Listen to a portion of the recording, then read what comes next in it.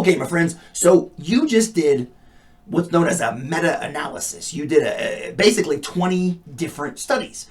Each one of those confidence intervals would have been based on a sample of 20 babies. So theoretically, you, I guess, sampled 400 babies, broken into groups of 20, and then you looked at their results. Perfect. What I'd like to do is drive home this idea of 95% confidence by looking at a larger meta-analysis. So what I've done here is I've actually replicated your activity that you just did, but we're going to be able to do it multiple times. So let's take a look. What you're looking at right now. I got 20 samples. They're labeled down here on the left side. The top horizontal is basically just pounds, right? That's pounds of baby. There, that's better. I like that better. These 20 bars you see represent the confidence intervals of 20 different samples. So the top one up there, it looks like it goes from about 7.6 up to about 8.9 maybe. And the next one under it goes maybe about 7.5 to about 8.65, somewhere in that neighborhood. And you can see that they vary because they are based on different randomly selected babies. Okay, now the green line coming down the middle here, that's that parameter value. This is where we get a little bit fictitious, right? Because the parameter value is not known. Theoretically speaking, what you'd actually be able to see across 20 studies, you'd be able to see the results of 20 studies. Boom, right there. But you have no idea where that is. That's an unknown quantity in the population that you're trying to establish the value for with these intervals. So when you look at these 20 studies, you have no idea where the true value is. Now, what you might be thinking is, well, it might be close to the middle of most of them. Well, the problem with that is the middles are all over the place, right? And the middles are all over the place because of sampling variation. Not to mention the fact that you probably, realistically speaking, are not going to get all 20 of these. You're going to get one of them. So what I'm going to do is I'm going to put the 7.67 parameter back in there. And what I'm going to do is we're going to create a Monte Carlo simulation, which means we're going to simply keep selecting more and more random samples of size 20. Now, as I'm doing this, hopefully you're noticing something. Maybe you're not, and if you're not, that's totally cool. We're going to talk about it here in a second. Okay, right now, I'm going to take a pause. Please notice the 20 intervals you see, top to bottom. All of them, except for that one, capture the 7.67. Not all of them capture it near the quote-unquote middle of the interval, but all of them except for one. 19 out of 20. That's 95%, right? Let's do another one. That time, it looks like 3 of them missed it, right? That one missed it, that one missed it, that one missed it. So that would be 85% of my intervals. Let's do it again.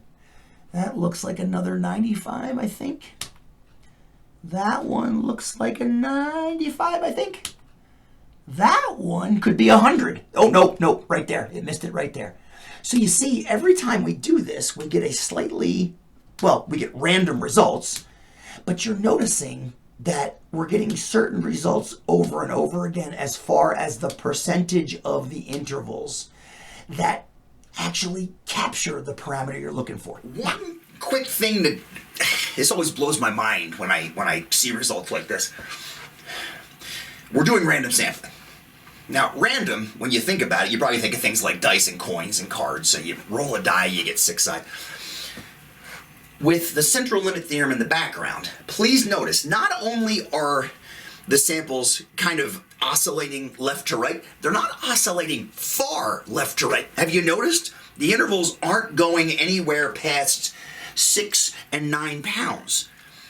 That's mind-boggling, right? I mean, there are some babies that are less than 6 pounds at birth, and some babies that are more than 9 pounds at birth. I believe I was one of those. But on average, those are going to be the extremes. And on average, you're not going to see those extremes over and over again. So the central limit theorem is guaranteeing us that accuracy of being close to the population average. Even though we have no idea what the population average is, the intervals we see over and over again are kind of honing in on it. I just love when you see like a physical manifestation of the central limit theorem.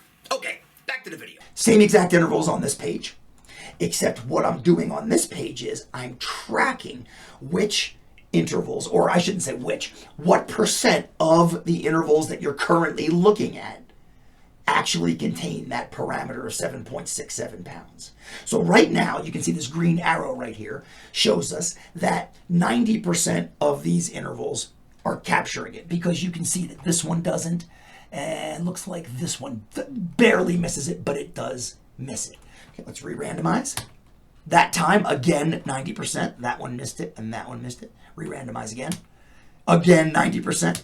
90% again. This is actually kind of fun. There's 100%. There's a 95. Now what we're going to do is I'm going to keep this going. I'm going to hold down the F9 button. And what this is going to do is it's going to really quickly, we're starting to fill in a distribution now. It's so much fun to watch this. Notice where that green arrow is spending most of its time.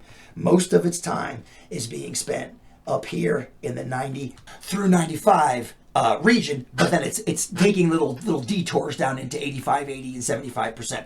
I'm sure it's sometimes falling below 75%, but it doesn't happen enough for us to really concern ourselves with. What I'm going to do here in a second is I'm going to stop. This is a good enough time to stop. I'm going to stop right here and give you that distribution. What I want you to do is to use this distribution and use the numbers in it to answer the next few questions on the quiz. You might want to take a screenshot of this before you give it a shot. All right, go try.